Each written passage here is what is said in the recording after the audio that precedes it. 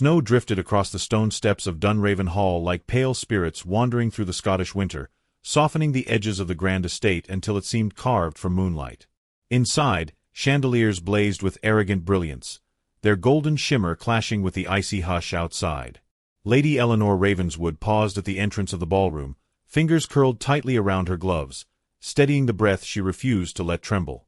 At 40, and newly widowed, she knew her presence would stir whispers sharper than the winter wind, but she entered anyway, because dignity, once surrendered, rarely returned. Her silver gown rustled softly as she moved through the doorway. Conversations wavered. Fans froze mid-flutter. She kept her chin lifted, every step rehearsed in quiet solitude, yet the sting of attention crawled along her skin. The first whisper came like a needle. "How bold of her to come alone," breathed a young debutante, too young to disguise cruelty. Another voice followed, coated in false pity. "Her husband has barely been in the ground. Some women simply cannot bear loneliness." Eleanor did not turn, though her heart contracted. Grief was heavy enough without strangers weighing it further. She crossed the ballroom with measured grace, letting the music guide the rhythm of her breath. But humiliation stalked her like a persistent shadow. Near the refreshment table, Lady Margaret, beautiful, adored, venom hidden beneath silk, approached with a smile that had never warmed a soul. "My dear Lady Ravenswood," she purred, "how terribly brave of you to join us." Before Eleanor could respond, Margaret tipped her wrist. A cascade of red wine spilled across Eleanor's pale gloves, blooming like blood in snow. The gasps were swift. The hush was absolute. Someone laughed. Soft, delighted, cruel. The cold liquid seeped through Eleanor's gloves, then her composure. She froze, breath caught between mortification and disbelief. Margaret pressed a hand to her lips in exaggerated shock. "Oh heavens! What clumsiness!" Her triumph glinted like a blade. Eleanor inhaled slowly, forcing her voice into calm. "Accidents happen." She lifted her stained hands, keeping movements elegant though her pulse thrashed. She turned to retreat before the whispers sharpened further, but the air shifted behind her, carrying a presence that slowed every heartbeat in the room. Duke Alastair MacLeod had arrived. The Scottish Duke, broad-shouldered and solemn as a winter storm, stepped through the parted crowd with a quiet authority that silenced even gossip.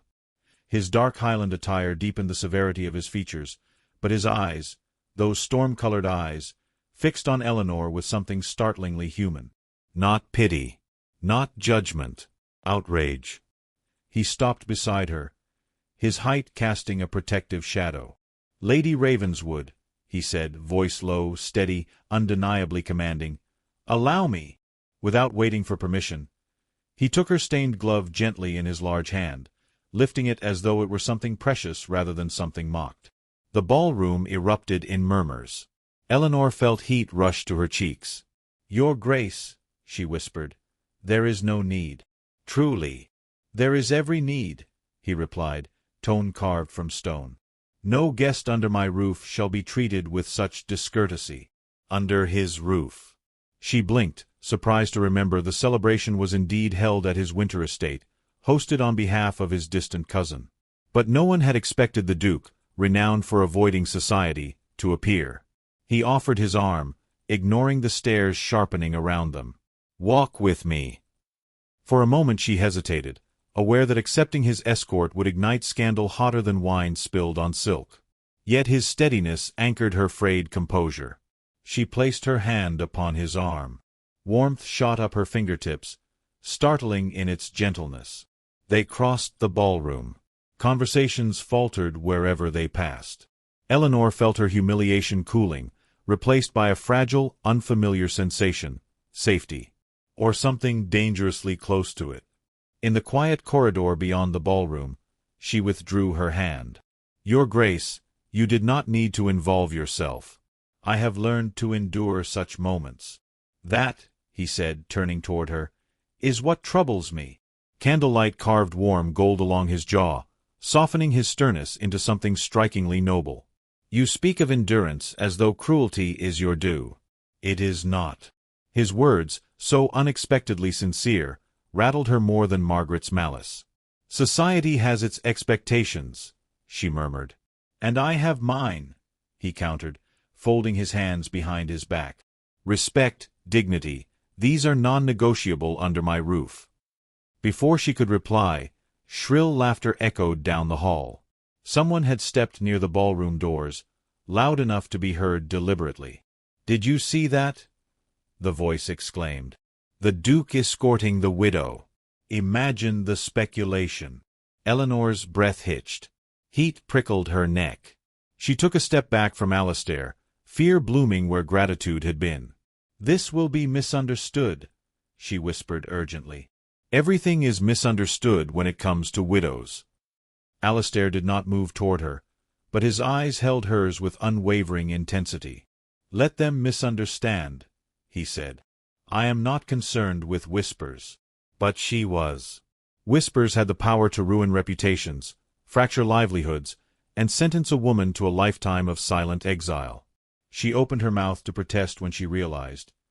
He was studying her not as a pitiful figure, but as someone he was trying to decipher. "Lady Ravenswood," he said quietly, "did your late husband leave you so unprotected that a single rumor threatens your peace?" The question struck her like a blow, not cruel, but painfully perceptive.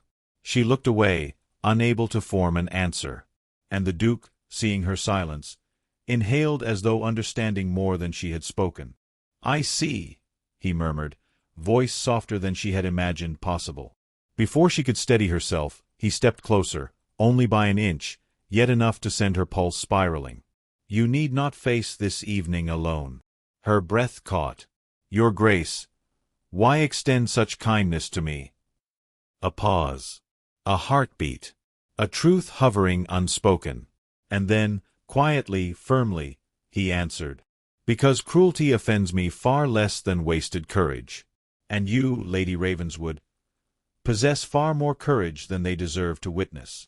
Eleanor's heart twisted, unprepared for the warmth surging through her at his words. But before she could respond, a sudden shout echoed from inside the ballroom, sharp, urgent, and unmistakably connected to her name. And the night, trembling on the edge of scandal already, shifted once more. Morning dawned over Dunraven Hall with a fragile veil of frost, each windowpane etched with crystalline patterns that caught the first light like silver lace. The corridors, hushed after the previous night's whispers, seemed to hold their breath, anticipating the return of Lady Eleanor Ravenswood to her daily solitude. Sleep had offered her little comfort. Only fragmented visions of pointed glances, whispered scorn, and the vivid stain of wine upon her gloves. Her heart trembled still at the memory of the Duke's intervention, that unexpected fortress of calm against society's relentless judgment. Yet she rose, determined to meet the day with the quiet dignity she had cultivated through years of endurance. A soft, deliberate knock at her door startled her from contemplative reflection. On the threshold, a single Highland rose rested upon the polished floorboards, its petals tipped with frost as if kissed by winter's own hand. Beneath it, a card bore delicate script, "For the courage you showed whilst others lacked it." Eleanor's fingers trembled as she lifted the bloom, inhaling its subtle, sweet perfume that seemed impossibly alive in the still air. Her chest tightened. The gesture was at once audacious and tender, a quiet rebellion against the cold scrutiny of society. She traced the card with tentative fingertips, awareness dawning that this simple flower carried a message far heavier than its size implied. By afternoon, the drawing-rooms of Edinburgh were alive with speculation. Word of the Duke's gift had traveled like wildfire, igniting tongues sharpened by curiosity and cruelty. "Did you hear?" one matron murmured over tea, her voice honeyed yet sharp. "The Duke himself has sent a rose to the widow. It is unheard of. One wonders what intentions lie beneath such attention." Gossip, Eleanor realized, had a way of twisting innocence into intrigue, and suddenly she felt the walls of propriety closing in with renewed pressure. Every glance from a passing stranger seemed laden with judgment, every whispered syllable a subtle accusation. Despite her trepidation, necessity drew her toward MacLeod Manor. The carriage rocked over frozen ruts as she approached, heart thrumming with anticipation, fear, and a curious, forbidden hope. Each step up the frost-slicked stones felt like an overture, a quiet declaration that she would not shrink from her own life, no matter the scrutiny. When the Duke appeared in the grand hall, towering and formidable, she presented the rose, her voice soft yet unyielding. "Your Grace." "I thought it best to return this," she murmured, unsure whether the gesture signaled her gratitude or her reproach. Alistair took the rose, inspecting it with the care of a scholar examining a rare manuscript. "Do not discard what is offered in sincerity," he said quietly, yet with a firmness that left no room for argument. His eyes, storm-dark and unwavering, held hers with a force both disarming and compelling. Eleanor's chest heaved as though her ribs were attempting to escape the weight of the moment. In this brief exchange, she sensed not mere courtesy, but a profound acknowledgment of her inner courage, a recognition society had denied her. The corridors themselves seemed to hush in respect of this unspoken understanding. Their conversation drifted through delicate territories: poetry, the austere beauty of snow-laden highlands, and the quiet terror of solitude. Every word bore multiple layers. Every glance lingered longer than etiquette might allow. Eleanor found herself revealing fragments of her heart, speaking of loneliness and the subtle dread of public scrutiny. The Duke responded with measured honesty, each sentence deliberate, weighted, yet unadorned. Their dialogue became a delicate dance, an intricate interplay of restraint and revelation, a collision of restraint and yearning that neither dared fully name. Evening descended with heavy silence, broken only by the distant murmur of society beyond the estate. Yet the whisper of scandal grew relentless. A servant, careless or perhaps enchanted by the story itself, mentioned Eleanor's visit in passing. By nightfall, Edinburgh's salons and drawing rooms were ablaze with speculation, gossiping about impropriety, seduction, or audacious ambition disguised as modesty. Eleanor felt the invisible eyes of judgment trail her every movement, pressing against her with a sensation both thrilling and terrifying.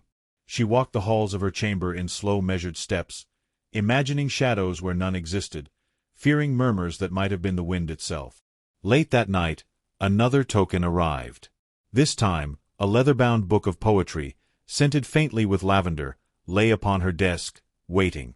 A single line was underlined with delicate precision: "Even winter yields when the heart commands." Eleanor's fingers shook as she read it, the phrase sinking into her chest with undeniable weight. It was intimate and audacious, a deliberate intrusion upon the quiet of her carefully ordered world. She realized the Duke's gestures carried meanings that were subtle yet unavoidable, bending the rules of propriety and expectation with the grace of a practiced hand. Alone in the soft flicker of candlelight, Eleanor traced the underlined words with a trembling fingertip. The rose, the poetry, were more than tokens. They were invitations, small rebellions against the rigid rules that sought to confine her. She recognized, with a mixture of fear and longing, that these simple gifts had already begun to awaken emotions long subdued, the stirrings of hope she had believed extinguished. Outside, the snow thickened over the estate, yet within her room, a different kind of frost was melting, the cold self-restraint imposed by years of mourning and society's scrutiny. Eleanor's thoughts drifted to the Duke, imagining him somewhere beyond the hallways, perhaps aware of the tumult his gestures had wrought within her. She sensed the quiet defiance behind his intent, the deliberate courage required to extend such personal acknowledgment in the face of scandal.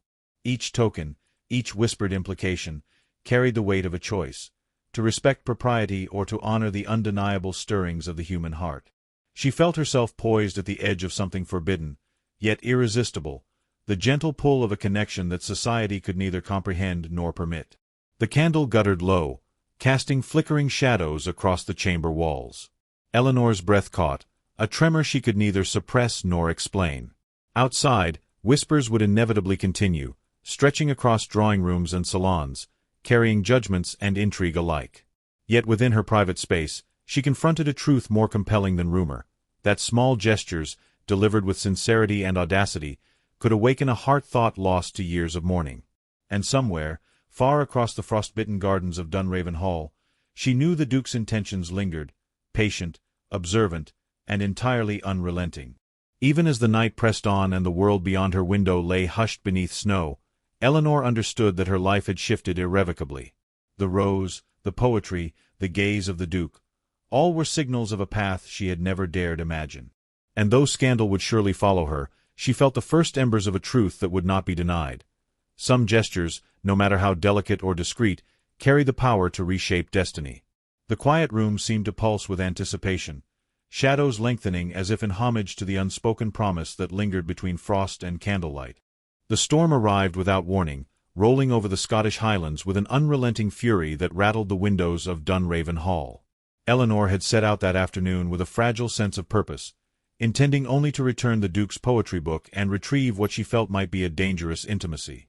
The snow, light and delicate when she left the manor, had grown thick, frosting every branch and turning the carriage path into a treacherous ribbon of white. The wind whipped around the hills, biting through her cloak with a persistence that mirrored the gnawing uncertainty in her chest. She gripped the reins tightly, feeling the leather of the gloves chafe as the world outside seemed to conspire against her solitude. Every sway of the carriage made her pulse quicken, every gust of wind seemed a herald of both peril and possibility. The first sign that misfortune had claimed her came abruptly. A wheel struck an unseen rut buried beneath the new snow, pitching the carriage sharply to one side.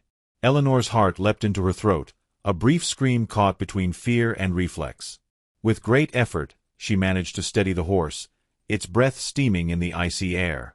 She knew then that retreat to the warmth and certainty of home was impossible.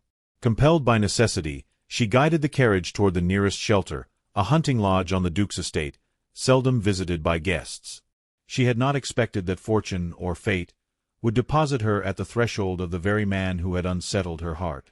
The lodge loomed, dark and formidable, silhouetted against the snow-laden landscape.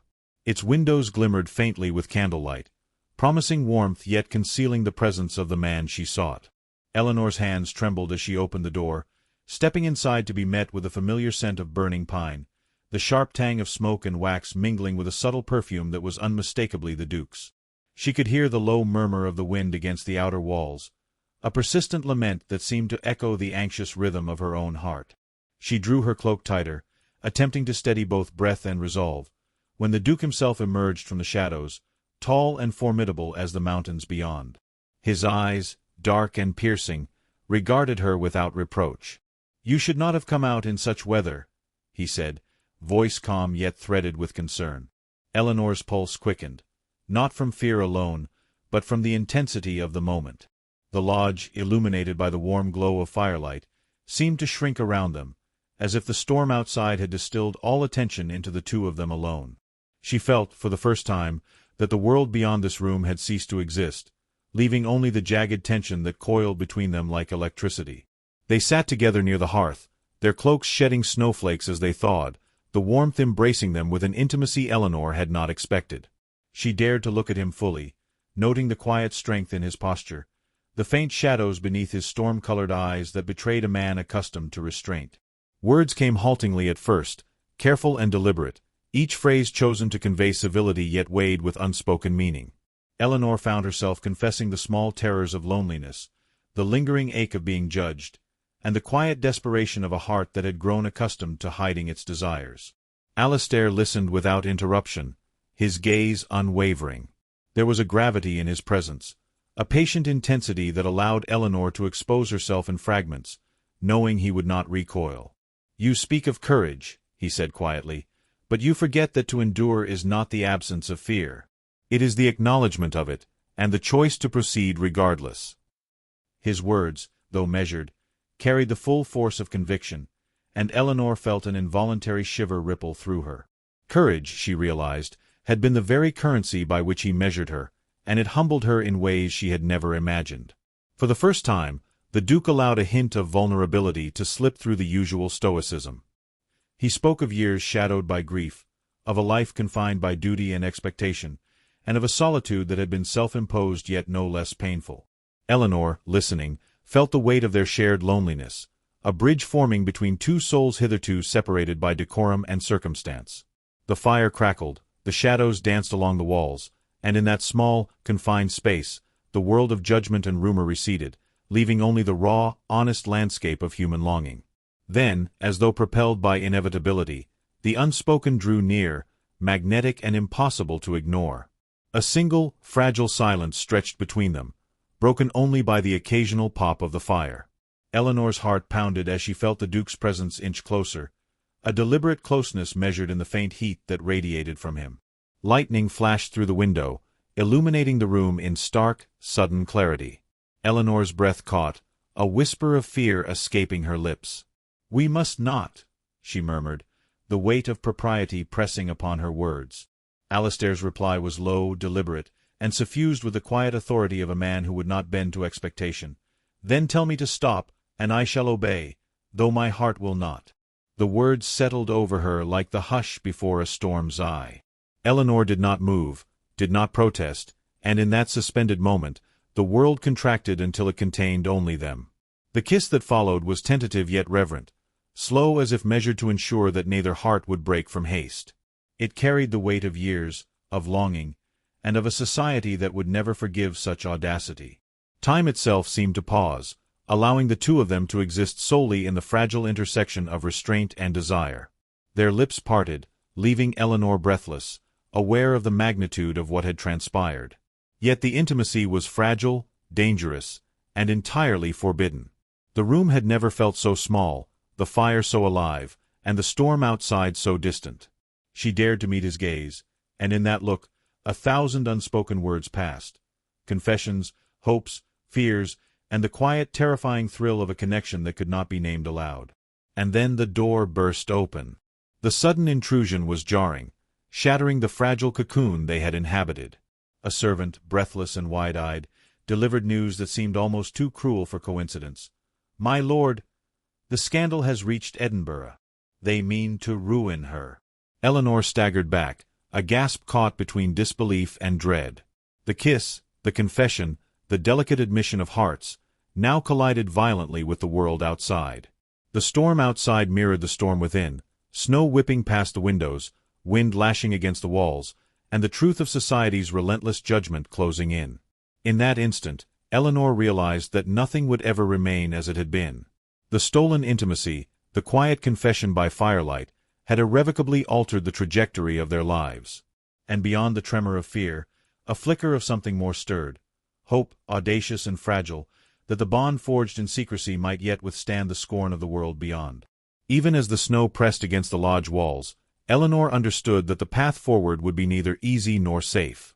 The storm outside was merely the herald of a greater tempest, and the uncharted territory of a heart that dared to love despite restraint. The morning after the storm dawned pale and fragile over Dunraven Hall, light sifting through frost-laced windows and painting the halls with silver clarity. Eleanor awoke, the memory of the stolen confession still pressing upon her chest, a weight both exhilarating and terrifying. Her fingers traced the edge of the poetry book, now resting upon her writing desk, and she felt the echo of the Duke's words linger in her mind, "Even winter yields when the heart commands." That simple line had blossomed into something ineffable within her, a truth she could neither dismiss nor contain. The world outside might judge, whisper, or condemn, but within these walls, the stirrings of hope and courage had taken root.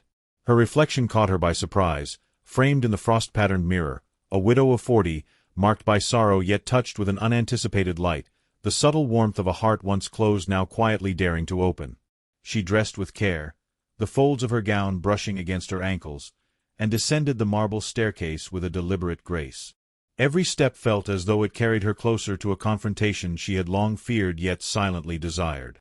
The servants moved about, hushed and respectful, aware of the undercurrent of tension, and Eleanor felt the pulse of expectation in the very air she breathed. Today, she understood, would demand courage of a different sort.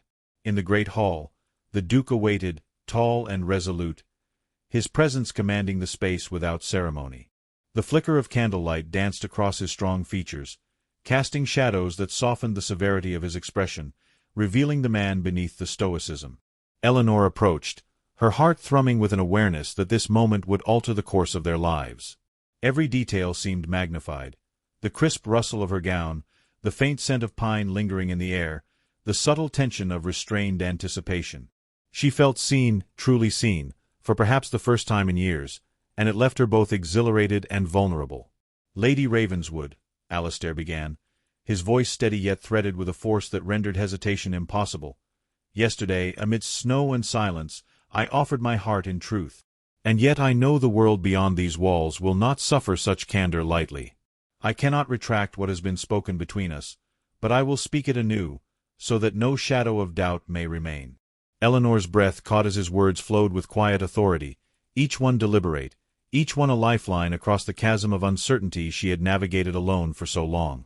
She dared to meet his gaze, and in that moment, the memories of whispers, scandal, and isolation faded into insignificance. "Your Grace," she whispered, voice trembling yet firm, "I am unworthy of such declarations. Society will scorn, rumor will sharpen its claws, and yet, my heart is compelled to listen."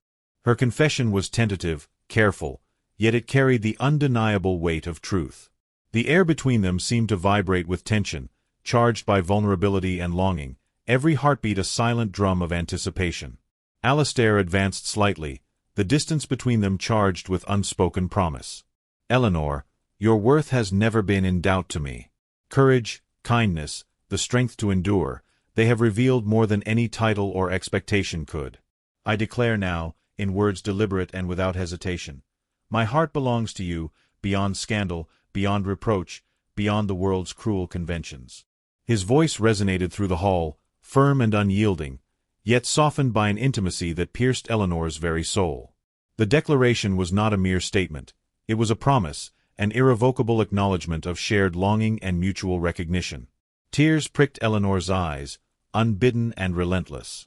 She felt the suffocating weight of years of grief and isolation give way to a fragile exultation. The Duke's hand reached for hers, the touch deliberate, grounding, affirming. "Do you hear me?" he asked, voice low, insistent. "Do you understand that I choose you, not for appearances, not for propriety, but for the truth that exists between us?" Eleanor's lips quivered as she nodded, scarcely believing the audacity of the moment, yet knowing it to be unassailable, inevitable, and entirely real. The room seemed to contract around them, the flickering candlelight casting long shadows that intertwined with the warmth radiating from the hearth. Every sound, every breath, every subtle movement was magnified, each gesture carrying weight and significance. Eleanor felt the fragility of her own composure, a delicate lattice of restraint threatened by the intensity of emotion she could no longer deny. Alastair, observing her with unwavering focus, allowed no intrusion of hesitation to cloud the truth now openly shared. "Then let no whisper or scorn deter us," he continued, drawing her hand to rest gently upon his arm, their fingers entwining with a deliberate intimacy that felt both daring and natural. "Whatever the world chooses to say, whatever shadow of scandal they cast, we endure together. For our hearts, Eleanor, are beyond their judgment. We have claimed a freedom denied by convention, and it is ours alone." Eleanor's pulse quickened, a thrilling recognition of power, intimacy, and rebellion in a single breath. The storm outside seemed distant now, powerless to intrude upon the sanctuary of shared truth and recognition within the hall.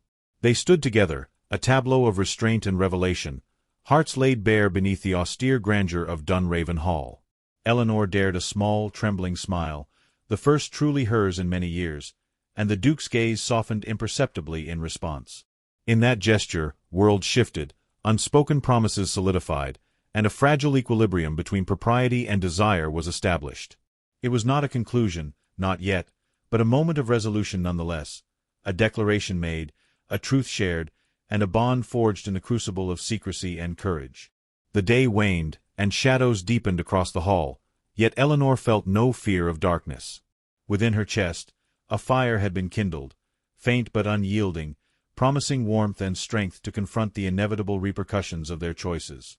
Alastair's hand remained firm around hers, the weight of his presence steadying her in ways both literal and profound.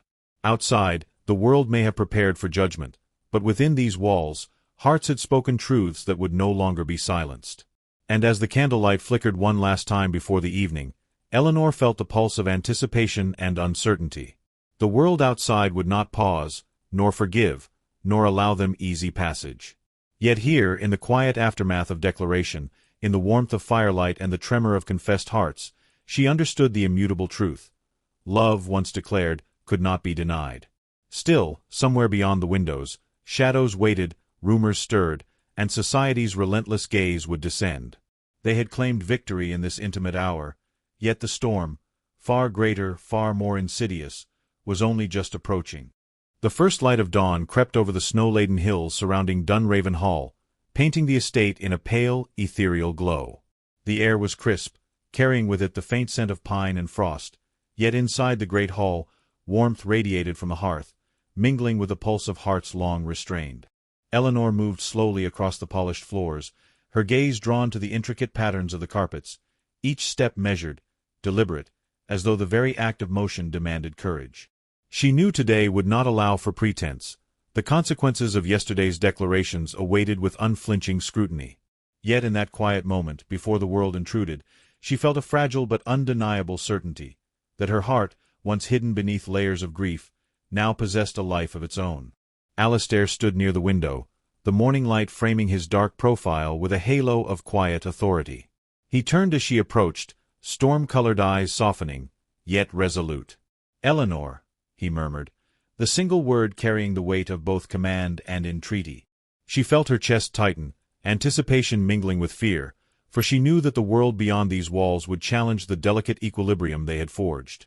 Rumors, whispers, and the cold judgment of society would descend without mercy. Yet in this room, with the frost outside and the fire within, nothing could undo the truth they had claimed. The silence stretched, taut as a drawn bow, until Alastair took her hands in his, grounding her trembling fingers in the warmth of his own. "We stand now on the precipice," he said, voice low and steady, "between what society deems right and what our hearts cannot deny. Shall we falter before the judgment of the world, or shall we claim the life we have forged together in secret?" Eleanor's breath caught. The words carried a gravity beyond ceremony, beyond expectation. She realized that the storm outside, the scornful eyes of Edinburgh, the echoing gossip, could not rival the tempest that had been building quietly between them for weeks, a force neither had intended, yet neither could resist. With deliberate courage, she met his gaze.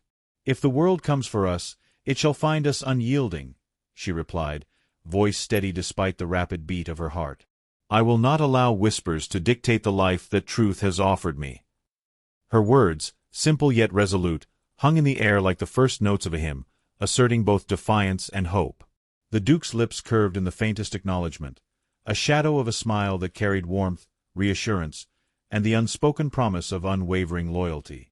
They moved toward the hall, their steps synchronized, a quiet assertion that whatever awaited beyond these walls would meet them together.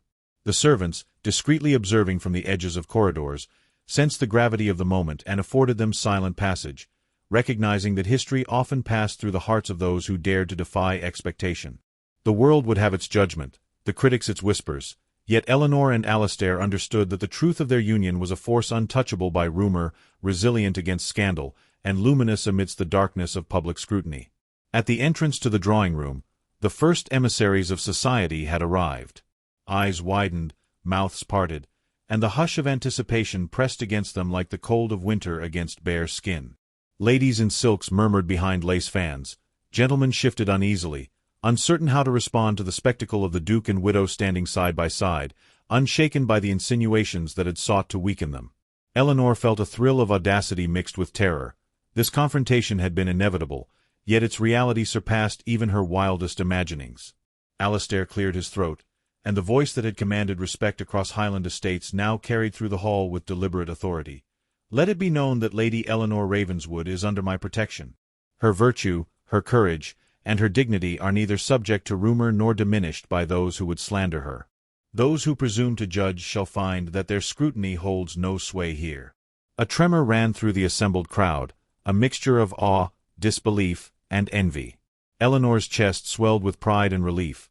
The weight of oppression had been lifted, replaced by the exhilarating acknowledgment of choice, of power, and of shared destiny. The whispers persisted, yet they no longer threatened to erode her resolve. Eleanor stepped forward, her hand resting lightly on the Duke's arm, signaling unity, strength, and deliberate defiance. "I stand with him," she declared, voice clear and unwavering, "not as a widow diminished by loss, nor as a subject of speculation, but as a woman whose heart has chosen without hesitation, whose courage will not waver before the judgment of others." Her statement, simple and precise, resonated through the hall, a ripple that silenced dissent even as it awakened admiration. The magnitude of the act, the quiet rebellion of truth against convention, lent weight to every syllable. Alastair's gaze found hers, storm-dark and unflinching. "Then let us walk forward together," he said, voice a low rumble that seemed to echo off the walls, carrying authority, affection, and a promise that neither time nor society could sever. Eleanor felt warmth spread from her chest, a sensation that defied the chill of the morning and the lingering threats of scandal. They were not merely defiant, They were triumphant, having claimed something far more precious than approval: the courage to embrace truth, love, and shared destiny, unencumbered by fear. The room seemed to contract, drawing all attention to the pair. Even the fireplace's flicker seemed to align with the rhythm of their pulse, the shadows dancing in acknowledgement of a union formed in courage, endurance, and mutual understanding. Eleanor dared a glance at the crowd, seeing the mixture of astonishment and admiration reflected in hesitant eyes. There would be gossip. There would be speculation. Yet none could undo the profound truth that had been declared here, amidst frost, firelight, and whispered confessions, a truth that bound their hearts irrevocably. A sudden hush fell over the hall, broken only by the soft crackle of the hearth. Eleanor's hand trembled slightly in Alistair's, and he squeezed gently in reassurance. The weight of anticipation hung poised, the final threads of doubt trembling like fragile glass, ready to shatter or hold firm. Then, slowly, deliberately, Alistair bent his head and brushed his lips against hers, not a tentative kiss, but one that spoke of certainty, of claim, of enduring passion that neither rumor nor convention could alter. Eleanor's breath caught, heart soaring, as she returned the gesture, a silent affirmation of love, commitment, and shared courage. When they parted, the world seemed to exhale. The storm outside had long subsided. Snow glinted faintly in the sunlight, reflecting the brilliance of what had been wrought within. Eleanor looked up at Alistair, seeing not just the Duke of Scottish renown, but a man who had chosen love, bravery, and truth above all else. Her heart, long battered by grief and whispered judgment, now pulsed with unshakable certainty. The trials of society, the sting of scandal, and the chill of isolation were no longer forces capable of dimming the radiance of their bond. Yet even as triumph settled over them, Eleanor sensed the shadow of the unknown lingering at the edges. The world beyond Dunraven Hall had not vanished. Gossip would spread, intrigue would follow, and the future remained a delicate tapestry yet to be woven. Still, for this moment, the triumph was absolute. Hands entwined, hearts aligned, and courage renewed, Eleanor and Alistair stood together, prepared to face whatever storms life would bring, secure in the knowledge that truth, love, and daring choice had been claimed. And as the final light of morning touched the frost outside, Eleanor allowed herself a small, trembling smile. They had endured, declared, and triumphed, yet a quiet tension remained, a promise that their journey, though victorious in this hour, was only beginning. Beyond the windows, the world waited, but within Dunraven Hall, hearts had spoken, bonds had been forged, and a forbidden love had claimed its place, resolute, enduring, and unassailable.